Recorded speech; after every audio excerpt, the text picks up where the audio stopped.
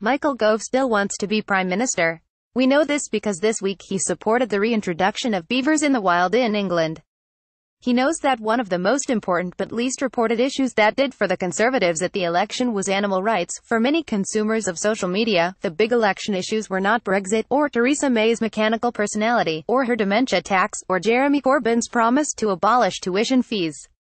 They were worked up about May's support for fox hunting and her failure to mention a ban on ivory sales in her manifesto. Now Gove, as Environment Secretary, is on the side of the animals. He is banning bee-harming pesticides, insisting on CCTV in slaughterhouses, and supports a ban on trading ivory. He even says all the right things about climate change. The Green Party has praised him. He must have his sights on number 10, Brexit. Theresa May agrees breakthrough Irish border deal with EU leaders. That is the significance of his article in the Daily Telegraph on Saturday, in which he extravagantly praises Theresa May's breakthrough in achieving progress to the next stage of the Brexit talks. Obviously, May had squared the cabinet on the finer points of the deal she was on the verge of making last Monday, so Gove and Boris Johnson were already lined up to support it.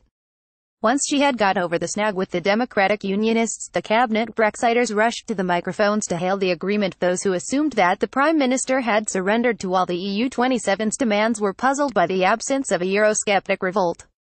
Remainers and Charles Moore alike seem to think Gove and Johnson should be resigning, and backbenchers such as Jacob Rees-Mogg should be screaming blue murder, although that's not really his style. Moore, Margaret Thatcher's authorized biographer, complained that May had conceded on the money, the authority of the European Court of Justice (ECJ) and the Irish border, but of course May would not have agreed the deal unless she could take her levers with her. So either she has duped them, which seemed to be Moore's implication, or she has won a better deal than her critics give her credit for. This second possibility is worth considering, although it runs counter to the instinctive negativity of the British media. Theresa May doesn't want to blow her own trumpet because she doesn't want to offend the people with whom she faces another 15 months of negotiation. But it is worth noticing three things. 1. The UK has promised to pay no more than we owe. Some Brexiters might imagine that we should quit the club with our bills unpaid, which would be bad for our national reputation. Some Remainers might think we should pay extra for the privilege of leaving. We're not doing that either. 2. We will not be subject to the ECJ on questions of EU citizens' rights after we have left, which is what the EU side wanted. It will be up to UK courts to refer questions to the ECJ. I cannot see how that infringes British sovereignty, but even if more can, it is a provision that will last only 8 years rather than forever, as the EU wanted, once it had retreated from insisting on ECJ authority in the first place. And 3. The Irish border question has not been solved, and is not even close to being solved, yet the EU side has agreed to move on to the next stage anyway. It may not be game, set and match to Theresa May, but it is far from the capitulation claimed by Tim Montgomery, founder of the Conservative Home website.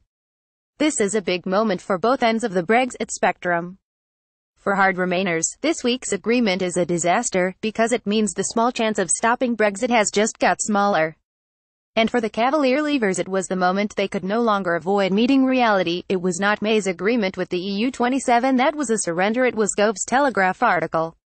He has sued for peace with an eye to his own ambitions, and on behalf of his former friend, the Foreign Secretary, who has been noticeably more reluctant to heap praise on the Prime Minister. The problem with which he and Johnson have struggled ever since the referendum has been how to stay close to the vast EU market on our doorstep while using the freedom of Brexit to diverge from the EU and thus put obstacles in the way of EU trade. Gove's article accepts that the UK will stay close, but if the British people dislike the arrangement that we have negotiated with the EU, the agreement will allow a future government to diverge.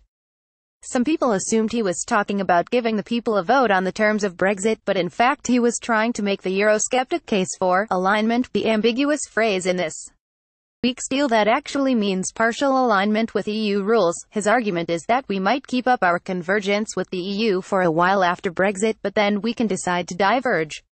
At future general elections, we can decide to change whatever trade deal we might have struck with the EU. This is not wholly convincing.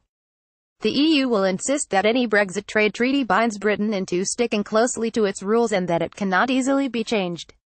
Simply observe the case of Switzerland, which tried to exclude itself from the rules on free movement of people in 2014. Threatened with losing all its other trade agreements, it backed down. The generous interpretation of the Prime Minister's handling of the cabinet Brexiters is that her careful management has kept them on board. In fact, Gove has been kept on board by a combination of his ambition and being forced to accept the realities of leaving the EU. More about Michael Gove. Brexit. Theresa May. Boris Johnson. Reuse content.